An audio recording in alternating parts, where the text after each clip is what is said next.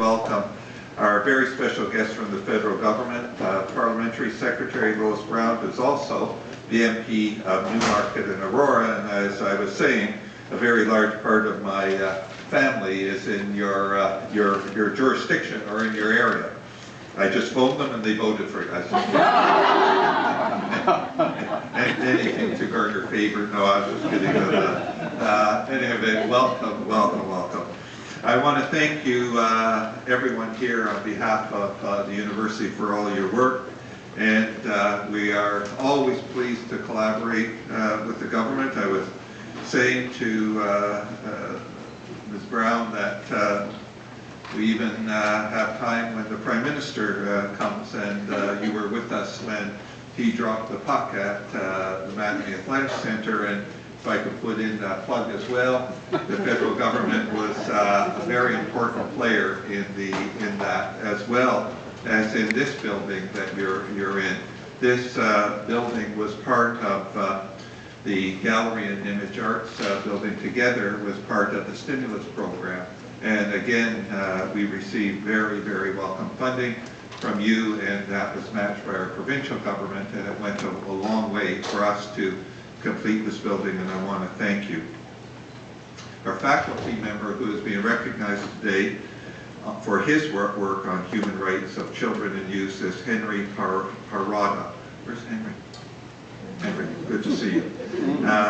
Ms. Brown, I'm very pleased that you're able to be here with this exhibit on human rights and human rights, led by our gallery director, Donna Popescu, who's right here with us. And I have to say that if you haven't seen this exhibition, it is breathtaking. It is, on the one hand, educational, on the one hand, a very sobering realization of most of the wrongs on human rights. But it is a phenomenal educational experience for anyone who has the opportunity of seeing it. We are proud of our gallery. It's got the gift that was called the Black Star exhibit, which is roughly 300,000 black and white photos that represent most of the journalistic photography for the 20th century. And a very large part of it is on display, and I encourage everyone to see it. It is also, for me, a terrific opportunity to make so many of the Ryerson's amazing images and works accessible to the public. And Doina, the other galleries are still open? The University Gallery is open with Alfredo Jarre. The Student Gallery is just in transition. Okay. But we're completely open. But again, I would encourage everyone to see it. And it's really a great day always to have one of our faculty members recognized, and always a great day to have a member of the federal government here with us. So I want to again thank you for being here, thank everyone for being here, and I'll turn it back to Marcia. Thank you very much.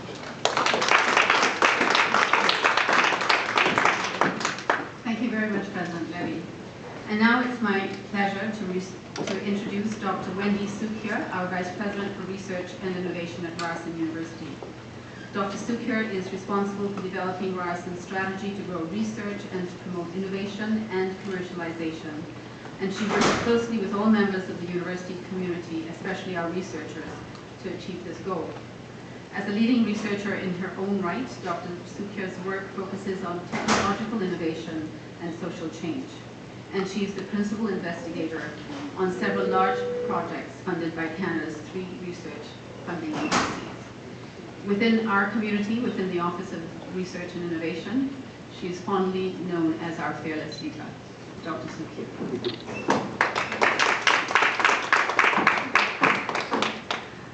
Thanks very much, Marcia, and I want to thank all of you for attending, and of course Parliamentary Secretary Brown, who I will introduce in a moment. But before moving on to Parliamentary Secretary Brown and the main reason for you being here, I want to take a moment to talk a little bit about research, innovation, and internationalization at Ryerson. Before I do that, I want to, of course, echo the President's thanks to Doina for hosting this, and to Marcia McEachran, the Director of Ryerson International, who I think Henry will agree, has played an important role, not just in organizing the celebration today, but in helping him be successful. So thanks to Marcia and her team. Ryerson is Canada's comprehensive innovation university, and we really are committed to research that solves the pressing social and economic problems of today, improving processes, creating new organizations and companies, and driving social change and justice. We're at the forefront of social innovation. In fact, later this week, we will have our chair in social innovation announced in the Faculty of Community Services. Our faculty and students focus on changing policies and practices, building partnerships across sectors, and working globally to solve some of the grand challenges that countries face around the globe today. We excel in building public-private partnerships and in fostering collaboration across sectors. At Ryerson, and I'm really pleased to see lots of students here today, at Ryerson, students really learn by doing. Like faculty, they're focused on solving real-world problems.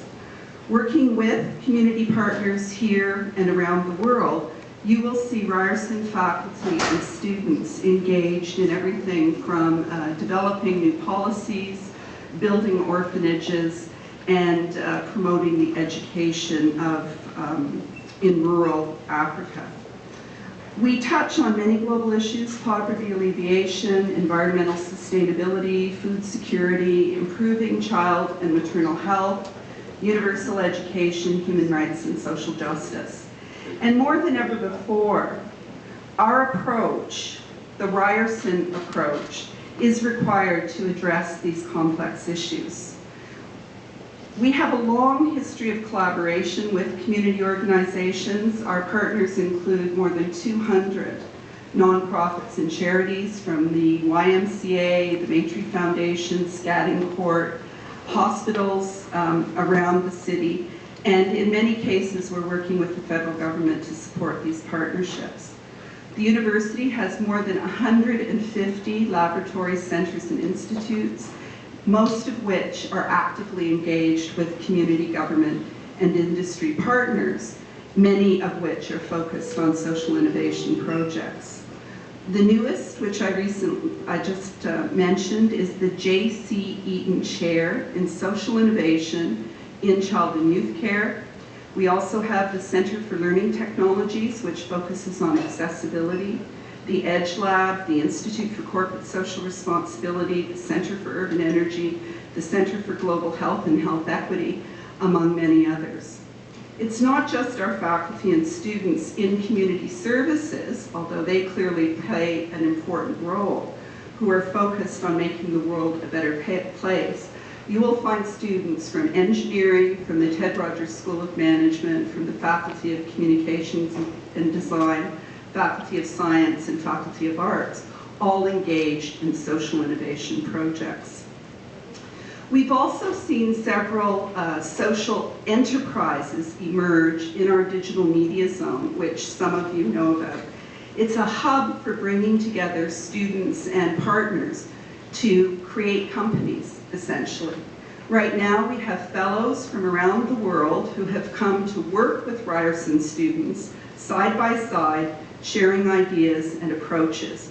Among them are students from the Indian Institute of Technology, for instance, who are particularly interested not just in technological innovation, but also innovation at the base of the pyramid, which is critically important, not just in India, but in Canada as well. Among our social startups, we have One Plant, which is a nonprofit that aims to put one plant in every classroom and office building in the world.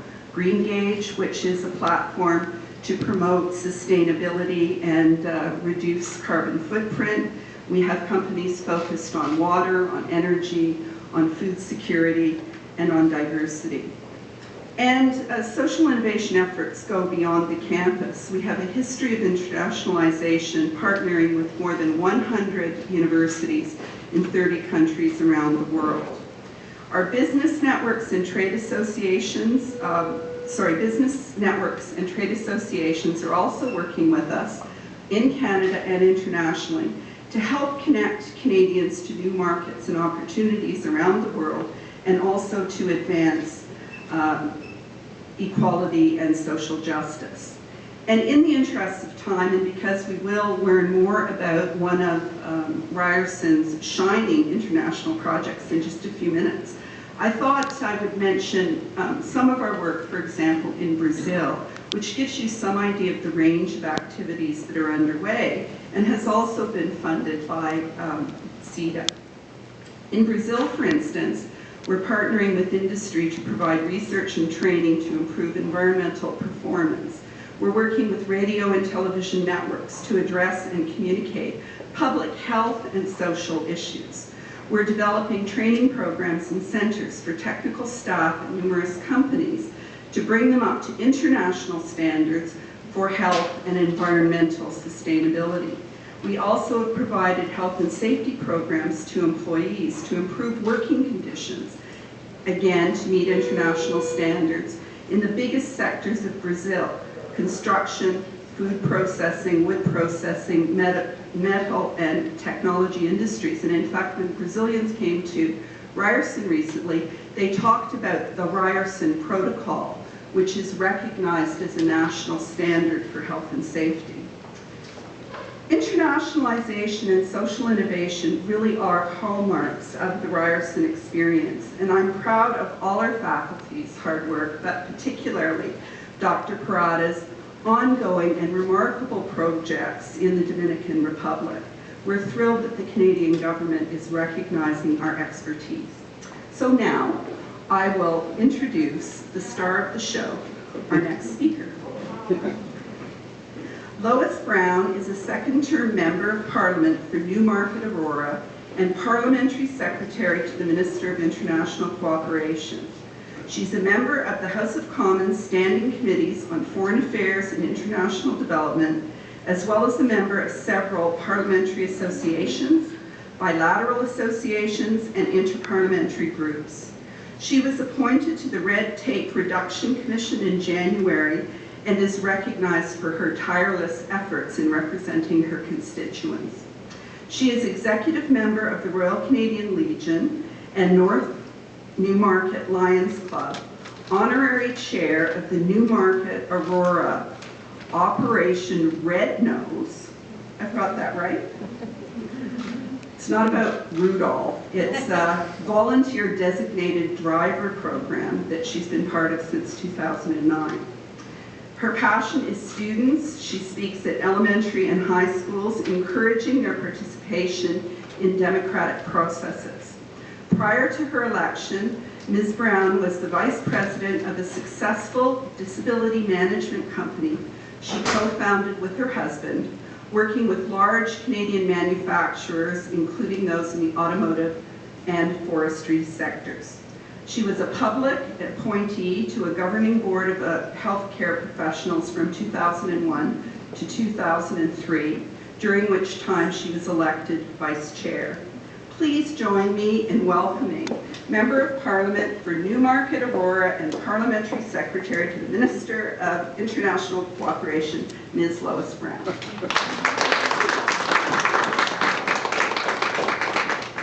Good afternoon, ladies and gentlemen, and thank you, Wendy, very much for that kind introduction.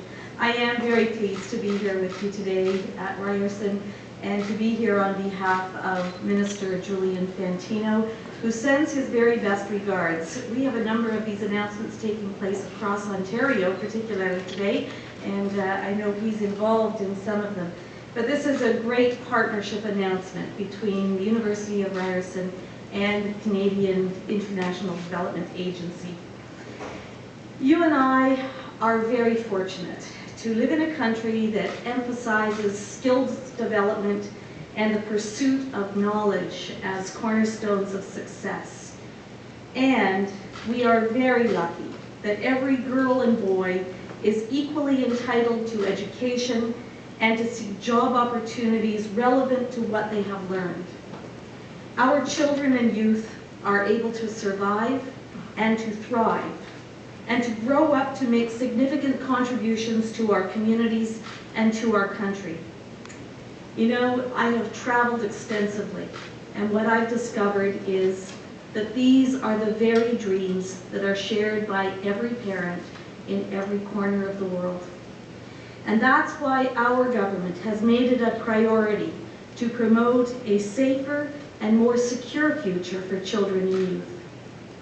We know that early investments in child health create a stronger foundation for learning, and that improved health allows children to regularly attend school.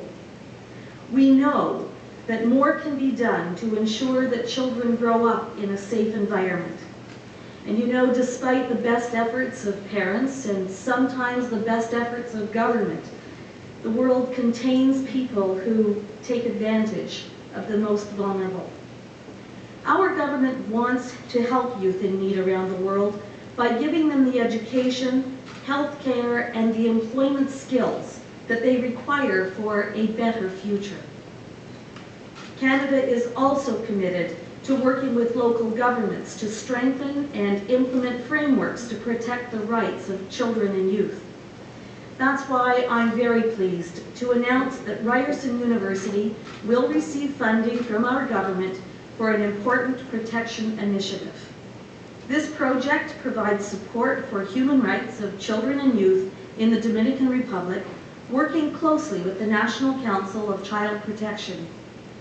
This program supports the efforts of the government of the Dominican Republic to improve the safety and quality of life for 10,000 girls and boys, many of them of Haitian origin, who live in the poorest and most vulnerable communities in that country.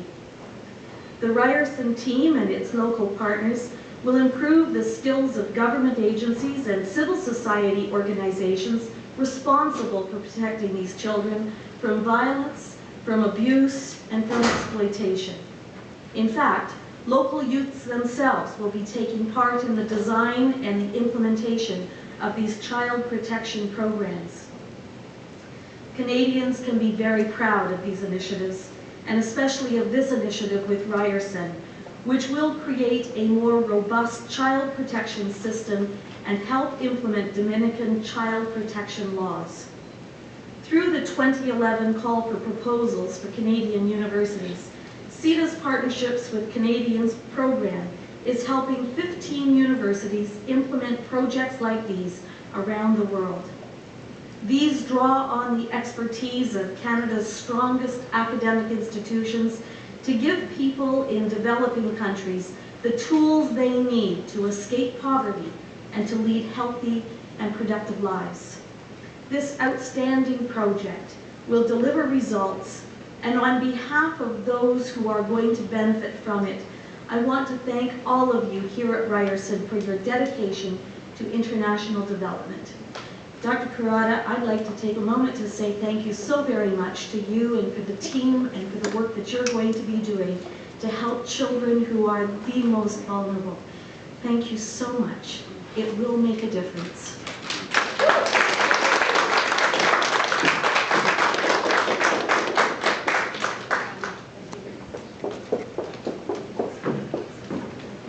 Thank you very much, Ms. Brown. And now it is my distinct pleasure to introduce Dr. Henry Kurata. Dr. Kurata is a faculty member in the School of Social Work. He is also the director for this project and he serves with our School of Graduate Studies. I have some remarks here that I had written about his areas of research, which focus on numerous issues that affect children and adolescents, including forced migration, commercial sexual exploitation, as well as institutional practices within child welfare systems that hinder or enhance the protection of children's rights. He works closely with his partners here at the School of Social Work, at other universities in Canada, and universities and community organizations in the Dominican Republic on these important initiatives. And I'd just like to say thank you very much to Henry, and what a privilege it has been to support your work over the years. Thank you very much.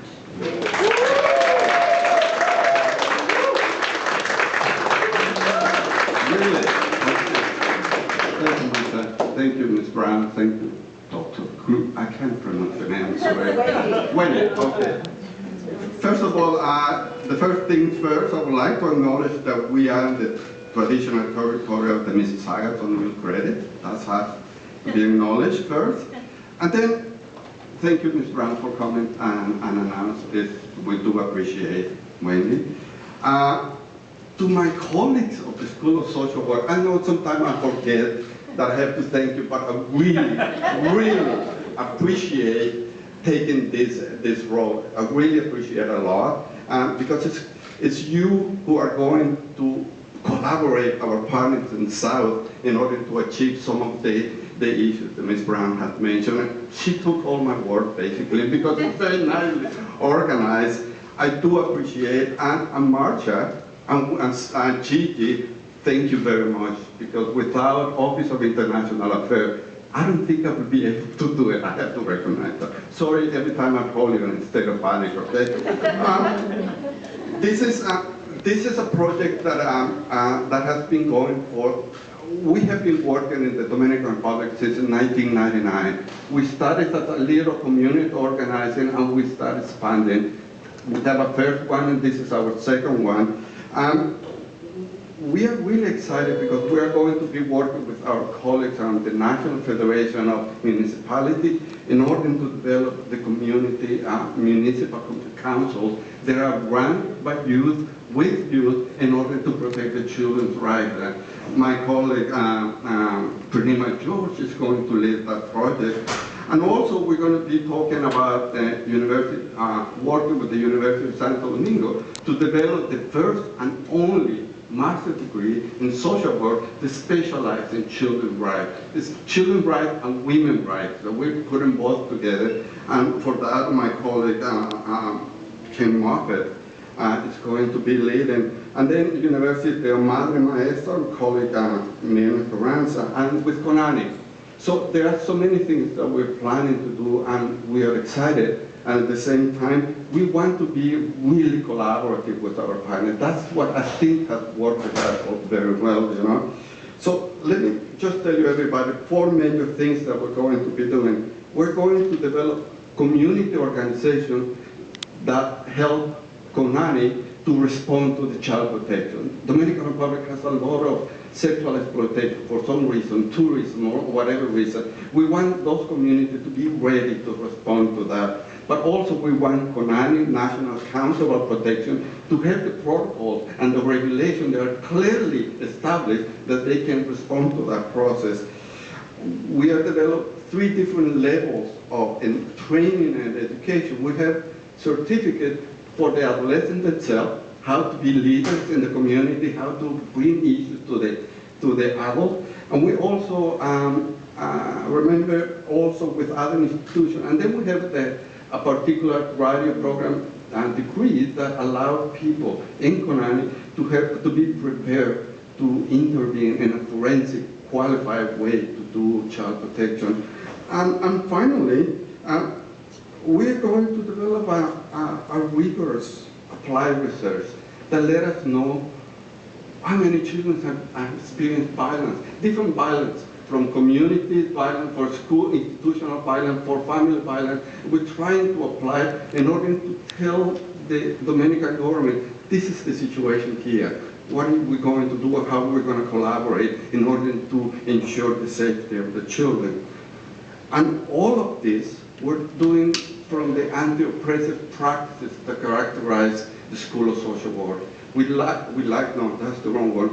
We pursue the need to work with marginalized population. And this is one of the most marginalized populations that our school, I think, is going to be doing a good job. And then finally, the other thing is, we are meeting one of the core of CEDA, that is the right of children, the safety of children, and the human rights in general. So we thank you for your support, really appreciate that. And we're just in transition, there are more to come, hopefully. Okay, thank you very much, everybody.